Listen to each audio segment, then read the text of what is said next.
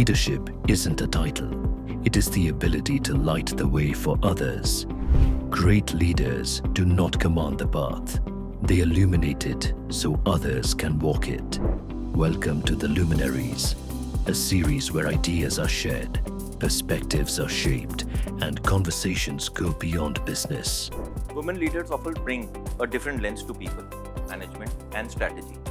What leadership strengths do you believe women naturally bring to large and complex organizations like a bancassurance? One should not look at leaders with a gender lens. I have worked with many excellent leaders who are men and also many excellent leaders who have been women. I think what maybe women bring differently is the journey that they travel.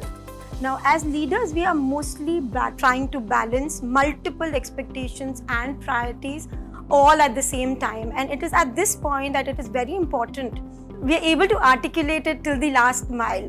But I feel that having the right mindset is extremely important. Mindset of working hard, mindset of working cohesively with people around, mindset of adapting to newer challenges, newer things, new technologies, etc. The Luminaries, where leaders illuminate, influence, and inspire.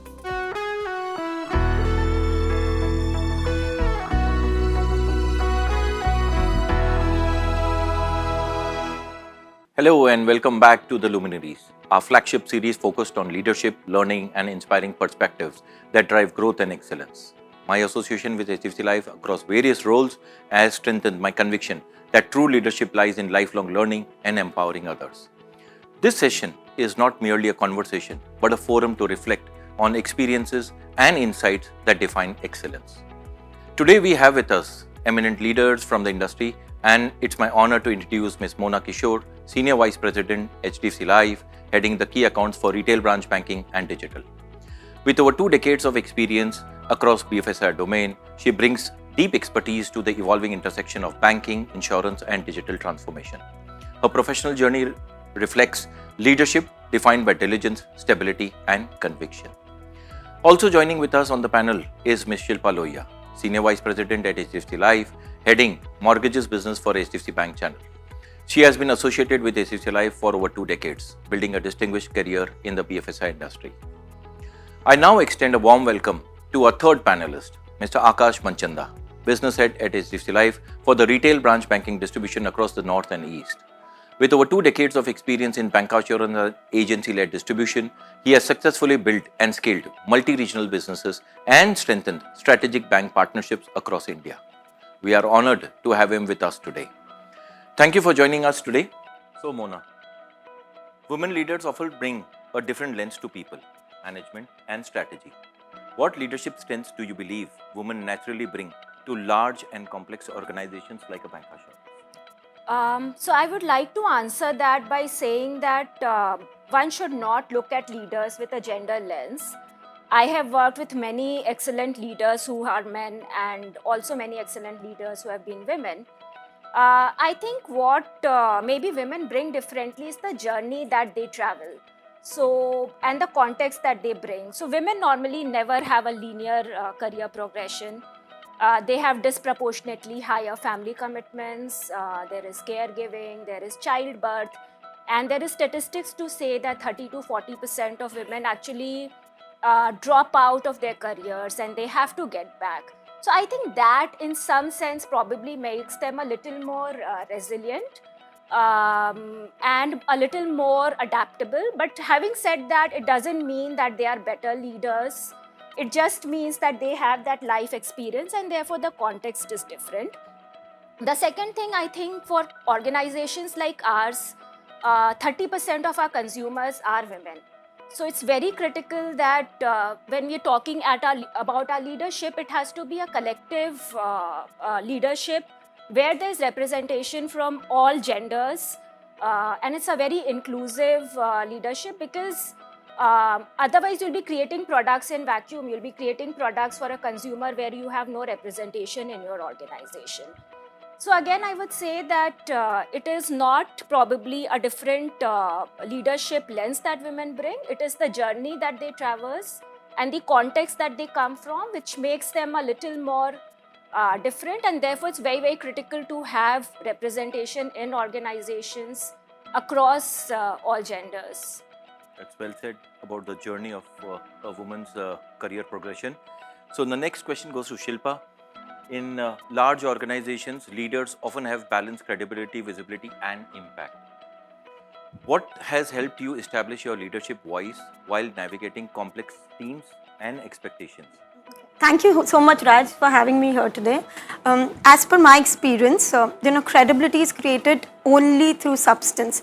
It's only when distribution teams are able to demonstrate or perform consistently over a period of time that you're able to create the right visibility. Now, as leaders, we are mostly trying to balance multiple expectations and priorities, and we are able to navigate this through only with empathy. Why I say is because you have to balance between assertiveness and inclusiveness.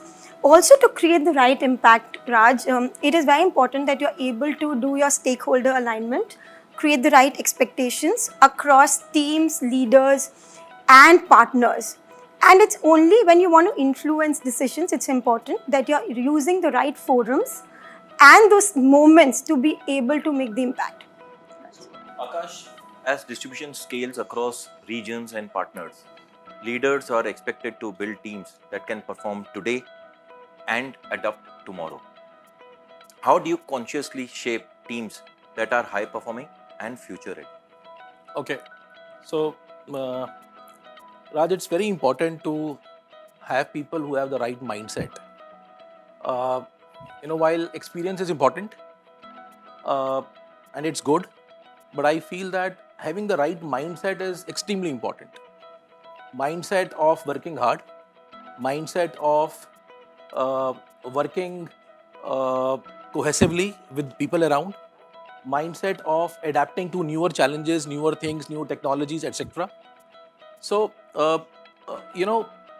if you have people with the right mindset, it becomes easier for you to navigate a lot of things. While you may have good people around, it's also very important to define the purpose for what you want to do and what are the stated objectives and what is the purpose behind it. The big picture story needs to be shared with everyone so that everyone feels enrolled and participate very actively in terms of going ahead and contribute towards the objectives that you have stated for all of them. So that's number two is defining the purpose with the team.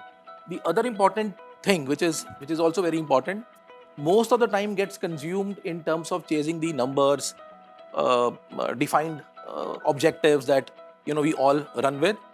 But at the same time, it is also equally important to contribute in your people in terms of skill building, build their capability so that they can take few newer challenges in the future as we move ahead.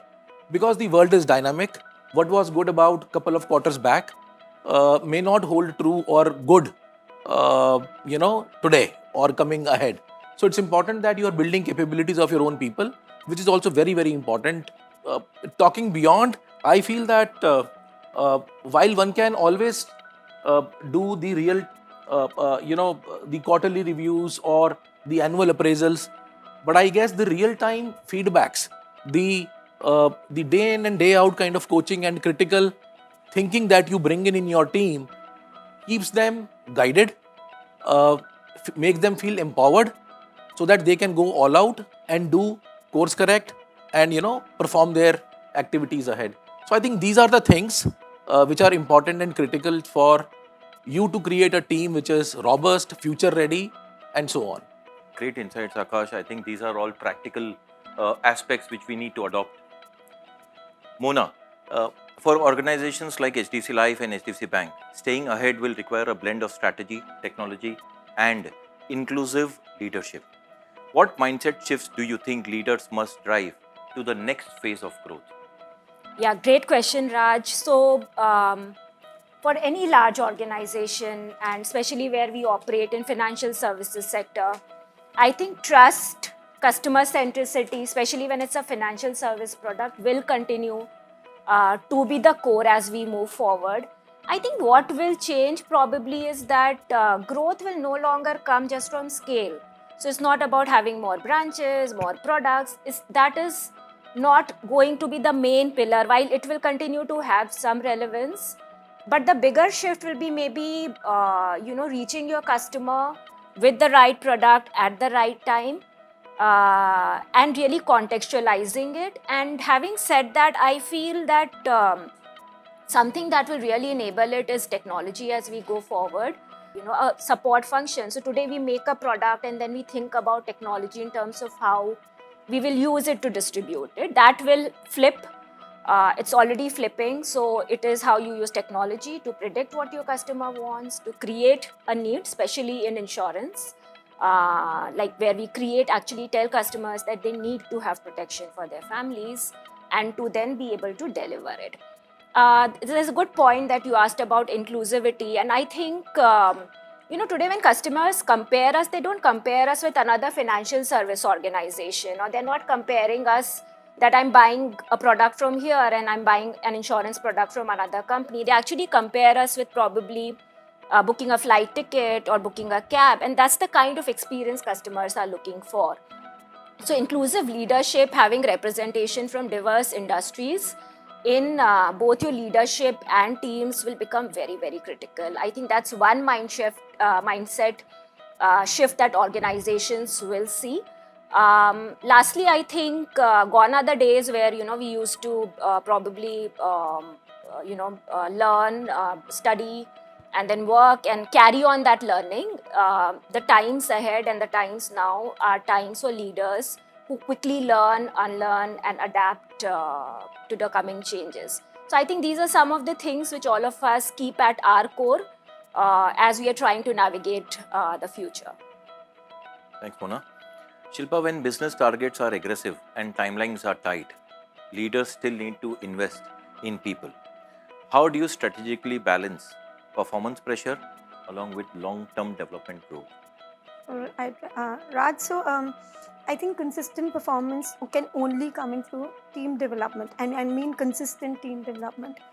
Briefly, even Akash touched upon it, saying, when you want performances from your team, it is not just important that you are giving them periodic trainings. It is important to coach them in real time. Develop a mechanism when you are coaching them on the job, and creating a constant feedback mechanism, right? So it's like a loop when you're giving them real-time coaching. Along with that, it is important that we are able to set their KPIs, the key performance indicators, both which are result-driven or actually have people outcome also, rather than anything else. And the other important thing is that as leaders, we need to consciously allocate time for our team members. Because somewhere that does take a backseat in such a dynamic environment. So when we allocate time, it is something which will help them and make them future ready, as Akash also happened to mention. The other very important thing is to identify high impact talent in your teams, and can we actually as leaders create those stretched opportunities for them?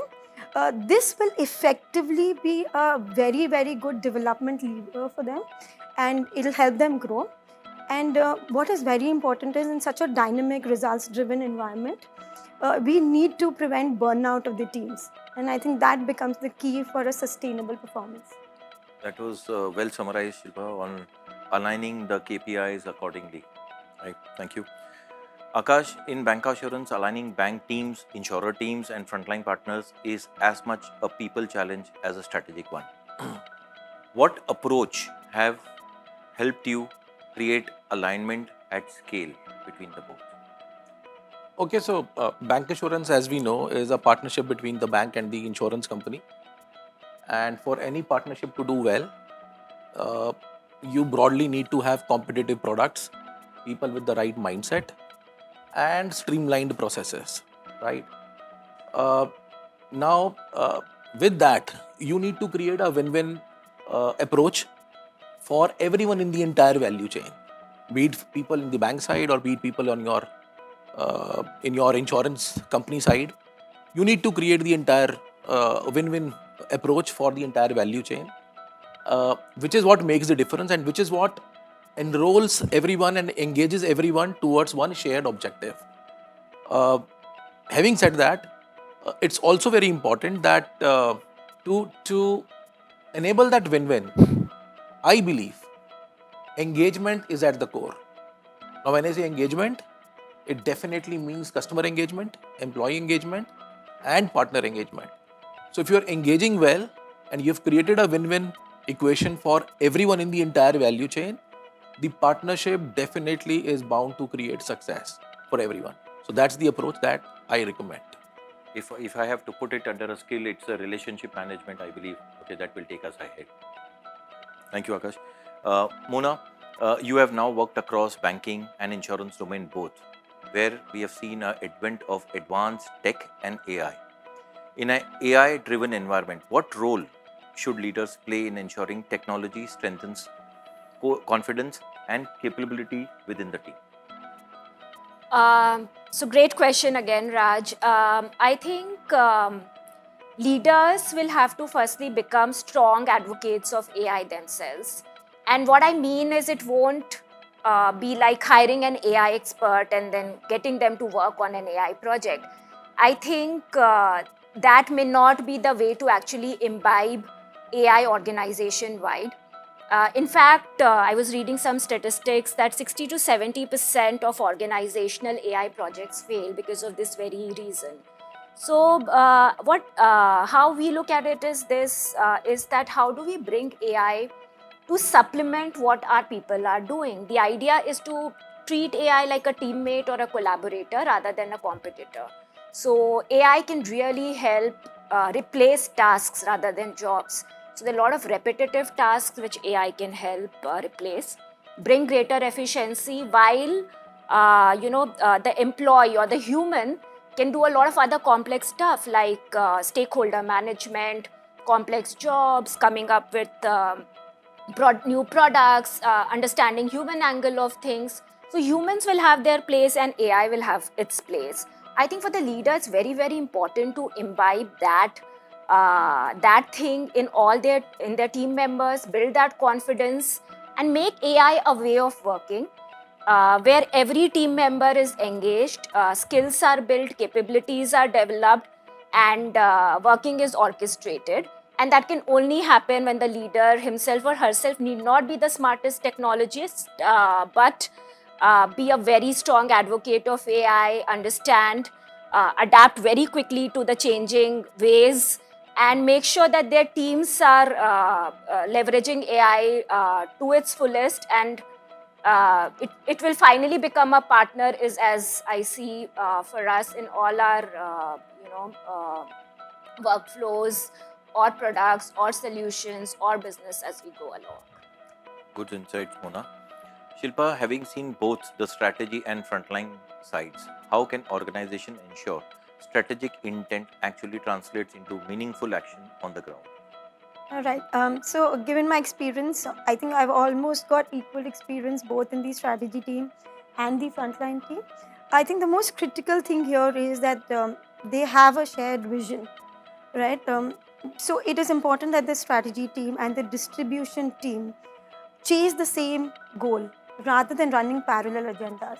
And it becomes an important aspect of the strategy team to simplify into simple tasks for the distribution teams, and then it's on the distribution team basis their geographical dynamics, how do they actually follow that and innovate in their respective regions to be able to perform well.